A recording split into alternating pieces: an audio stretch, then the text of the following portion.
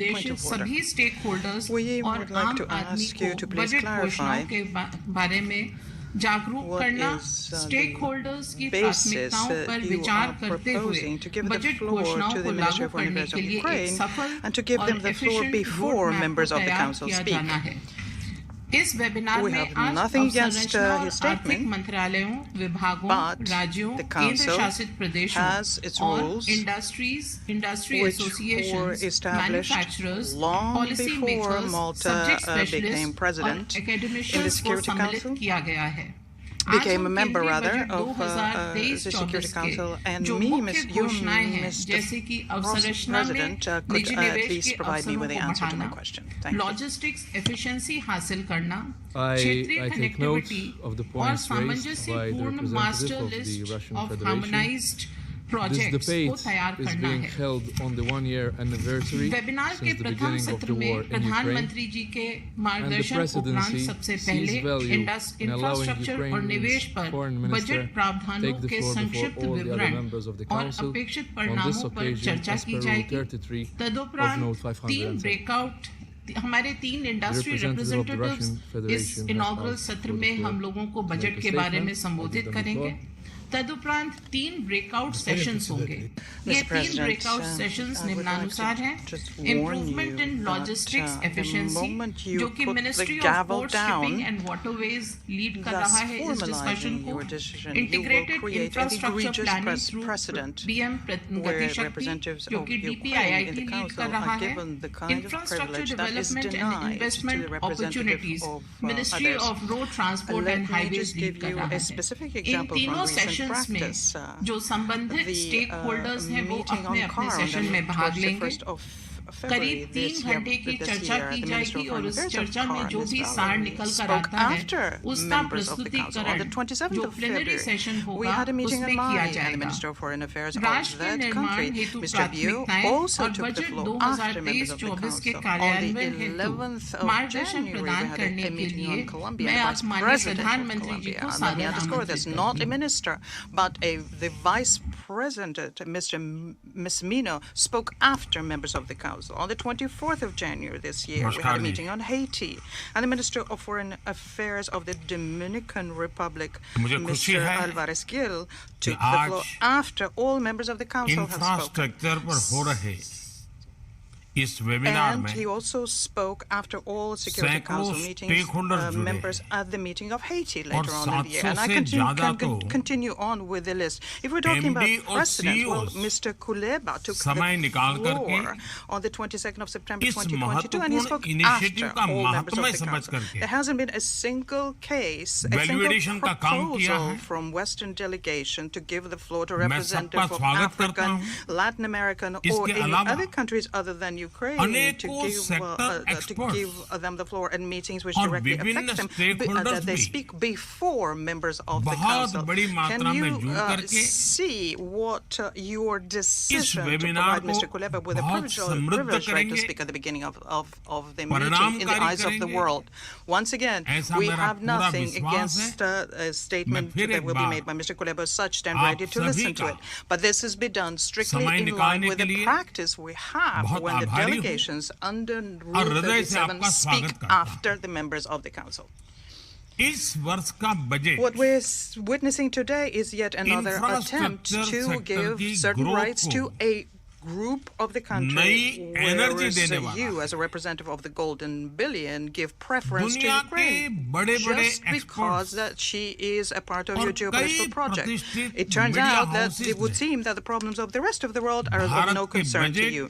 The same applies to the unprecedented number of delegations invited today under Rule 37. 12 EU countries, in addition to the High Representative Joseph Borrell. It's clear that all of these countries who have the same EU position dictated from Brussels will bring in no added value to the discussion. No added value. Such an approach devalues the value of the discussion and strikes against the reputation of the Council. Our British colleagues have already joined history as a bad faith president of the Council, where they rejected our request for a special emergency session of the Council, which was unprecedented. And we regret the fact that the Maltese presidency time and time again ignored the rules of procedure of the Council and thus placed its own national position, the position of the EU, above its responsibility of presidency. Presidency which is supposed to make sure that the procedures are upheld and be impartial. We must acknowledge that Malta is not carrying out this task. And this confirms us in our opinion that there is no added value to expand the Council with Western countries because you are turning the Council into your own instrument. I thank you. Once again, I take note of the points raised by the representative of the Russian Federation. May I also remind that, for instance, the Foreign Minister of Serbia spoke before the Security Council members at least twice the last meetings on UNMIC. And with regard to the list of speakers under Rule 37, the Presidency took note of the fact that all these requests came from foreign ministers who took the time to travel to New York to be at the United Nations on this anniversary. This clearly indicates that they feel that their countries have been and are still being directly impacted by this war. The agenda is adopted.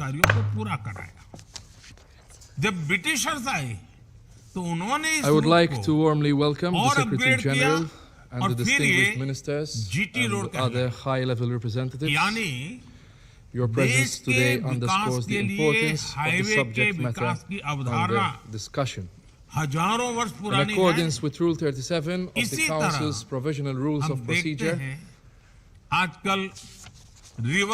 invite the representatives of Croatia, Czech, Estonia, Germany, Hungary, Italy, Latvia, Netherlands, North Macedonia, Poland, Republic of Moldova, Romania, Slovakia, Spain, and Ukraine to participate in this meeting. It is so decided. In accordance with Rule 39 of the Council's Provisional Rules of Procedure, I invite His Excellency Mr. Josep Borrell, High Representative of the European Union for Foreign Affairs and Security Policy, to participate in this meeting. It is so decided. The Security Council will now begin its consideration of item 2 of the agenda. And I now give the floor to the Secretary General, His Excellency Mr. Antonio Guterres. Mr. President, Excellencies, the purposes and principles embedded in the United Nations Charter are not a matter of convenience.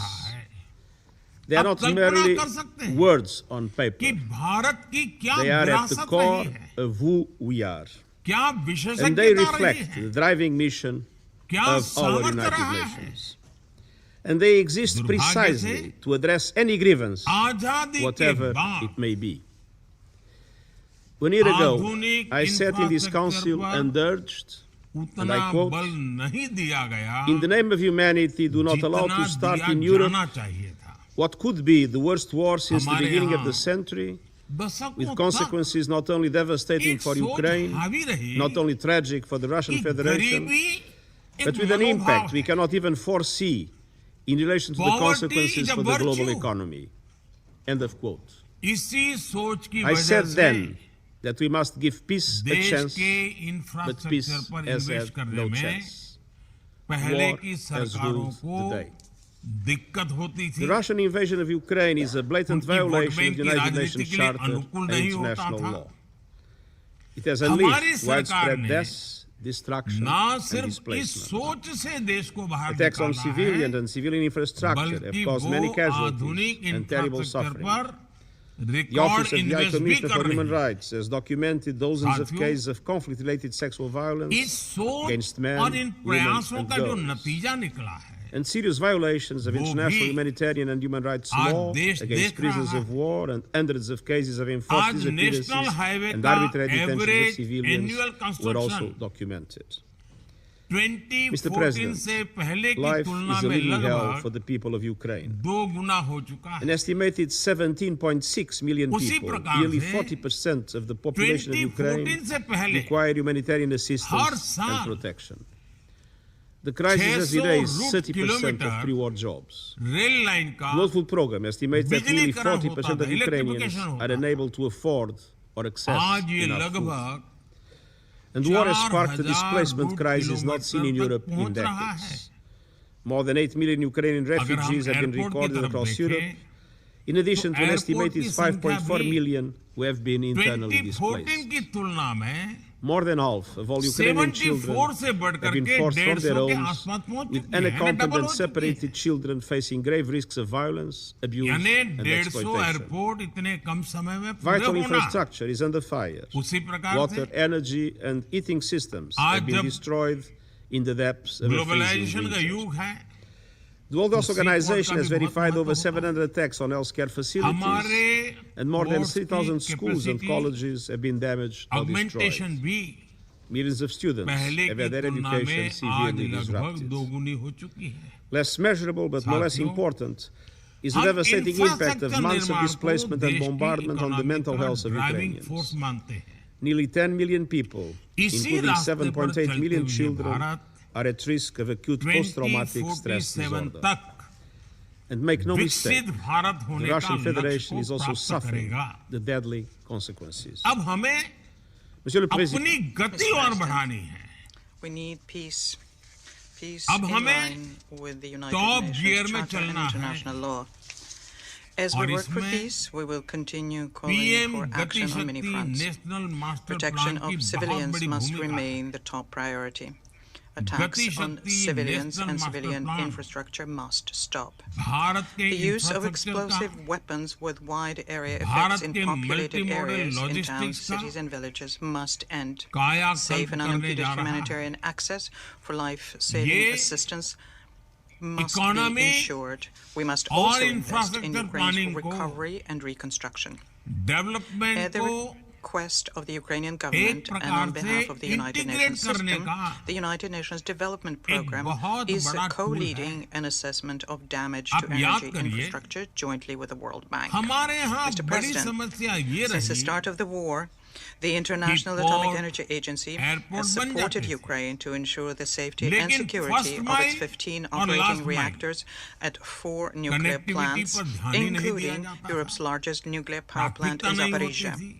We continue to urge all parties to swiftly agree and implement a nuclear safety and security protection zone at the Zaporizhzhia nuclear power plant to avoid a serious accident with potentially disastrous consequences.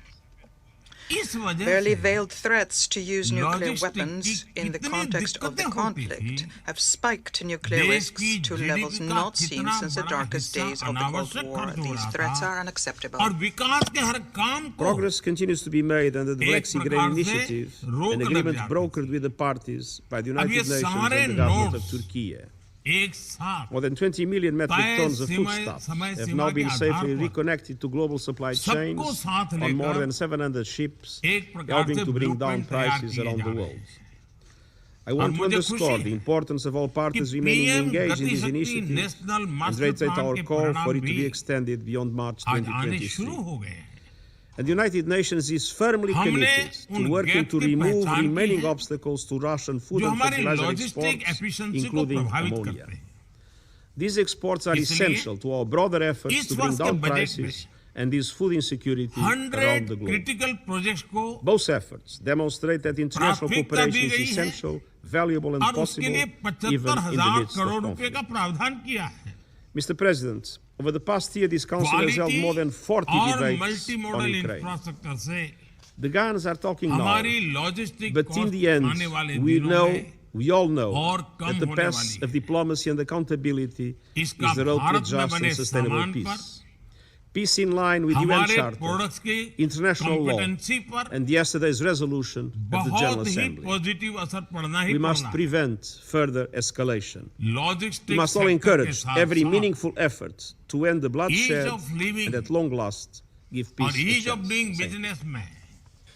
I thank the Secretary General for his briefing And I now give the floor to His Excellency Mr. Dmytro Kuleba, Minister of Foreign Affairs of Ukraine. Mr. President, distinguished members of the Security Council, Secretary General. First of all, I would like to thank the Presidency of Malta for convening this important meeting. The General Assembly has just passed a resolution on the principles of comprehensive, just, and lasting peace in Ukraine. 141 member states took the side of the UN Charter, while 7 took the side of Russia. No additional explanations are required here. The resolution follows the logic of President Zelensky's peace formula. The goal of this 10-point plan is to restore respect for Ukraine's sovereignty and territorial integrity within its internationally recognized borders, in full compliance with the UN Charter that we all have committed to respect and uphold. To make it short, the goal of the plan is to get Russia out of Ukraine and make the world a safer place.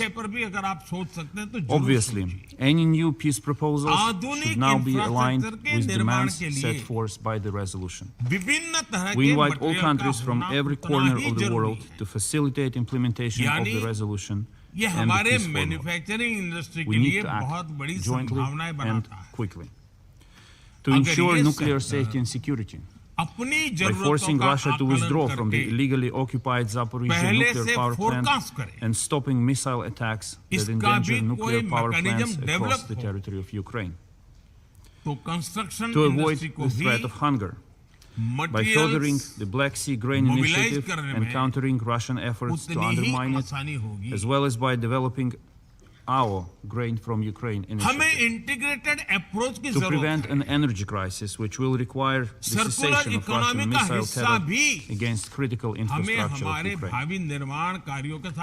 To protect the environment, as the Russian shelling that burned millions of hectares of Ukrainian forests threatens our efforts to counter global warming. But first and foremost, people must be saved. Their lives and their rights are at the center of our struggle for peace. The magnitude of the humanitarian crisis brought on by Russia's aggression against Ukraine cannot be overstated. I would like to highlight here only one of numerous horrendous facts. Russia is now implementing in Ukraine probably the largest instance of state-sponsored kidnapping of children in history of our modern world. Dear members of the Council, Ukraine will resist as it has done so far, and Ukraine will win. Putin is going to lose much sooner than he thinks. Here is what Russian officials and servicemen have to know. You think you would get away with what you did? No. You will end up on trial. You will be testifying how strongly you were opposed to the aggression and how you just followed orders. You think that the world will get tired of supporting Ukraine? The support will only get stronger. You think that Ukraine will eventually tire of defending itself? The more and the longer you will keep attacking Ukraine, the more resolve we will have, and the more humiliating your defeat will be. Dear colleagues, Russian propaganda has fabricated this hypocritical narrative that supplying Ukraine with weapons fuels the war. Ukraine indeed needs weapons, just as a firefighter needs water to extinguish a fire. The fire that is destroying your home and killing innocent people. The sooner and the more we get, the sooner the fire will be extinguished. Arming a country that defends itself from the aggression is absolutely legitimate and is an act of defending the UN Charter.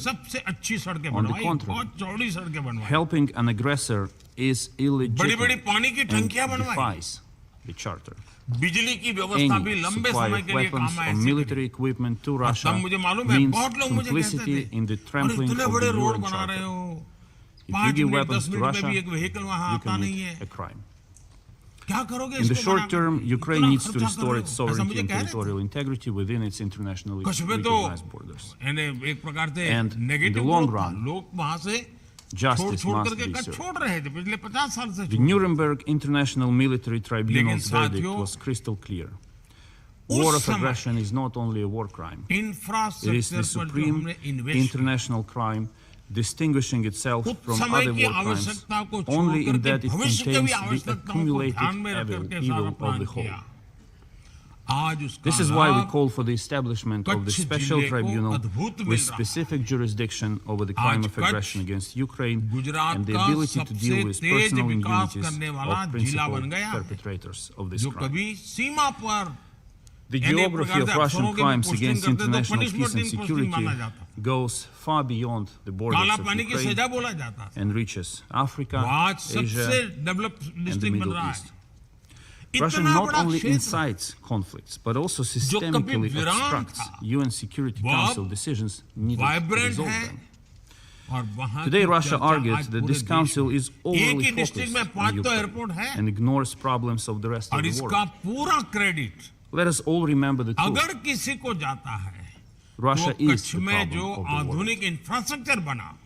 I opened the UN Charter that I have here in front of me, and I do not see the words member states can attack other member states at their will. End of quote.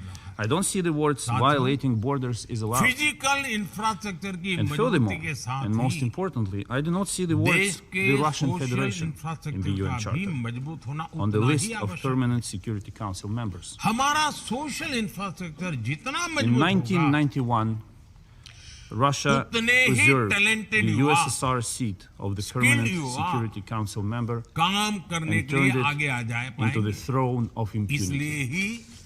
The future of Russia in the United Nations should be determined in the context of the illegitimate change of place from USSR to Russia in 1991 and responsibility for crimes committed on the territory of Ukraine, including war crimes, crimes against humanity, and genocide.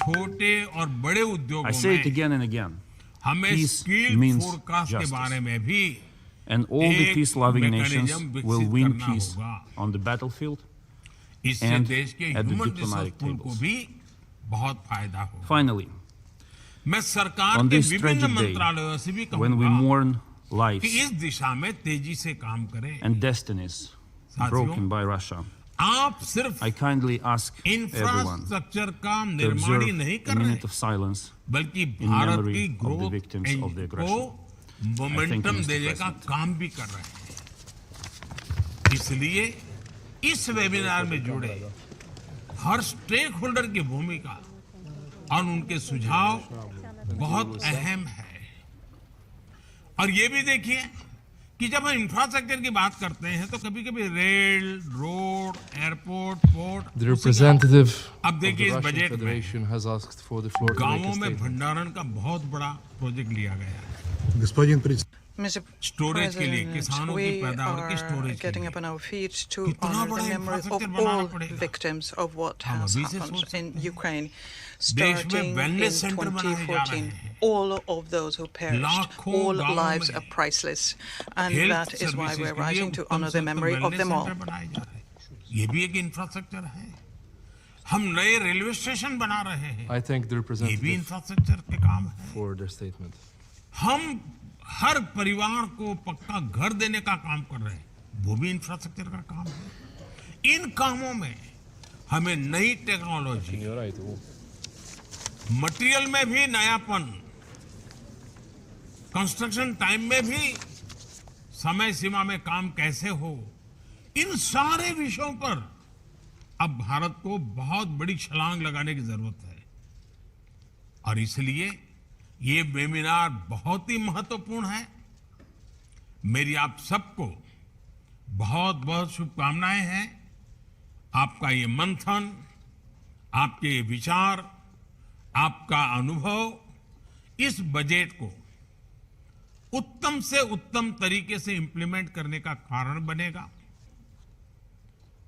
तेज गति से implementation होगा और सर्वाधिक अच्छे out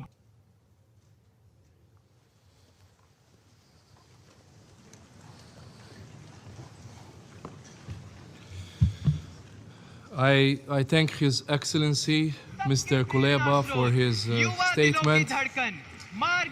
I shall now make a statement in my capacity as Minister for Foreign and European Affairs and Trade of Malta. I begin by thanking Secretary General Gutierrez for his briefing and Minister Kuleba for his statement. Excellencies, we have convened to mark 1 year since the Russian Federation launched its aggression against Ukraine. This brutal, unprovoked and unjustified war is a blatant violation of the United Nations Charter and international law. It has brought immense suffering, destruction and misery on Ukraine and its population. The war is also a stain on the very principles that we here are bound to uphold. It has also compounded the global food and energy crisis, further adding to the already difficult humanitarian situations being experienced by vulnerable countries and populations around the globe. At the outset, I reiterate that every state has the sovereign right to self-determination, including the choice of its own destiny, in order to ensure its safety and security. Over the past 12 months, Ukrainians have shown incredible courage and resilience by defending not solely their right to exist in the face of a brutal military aggression, but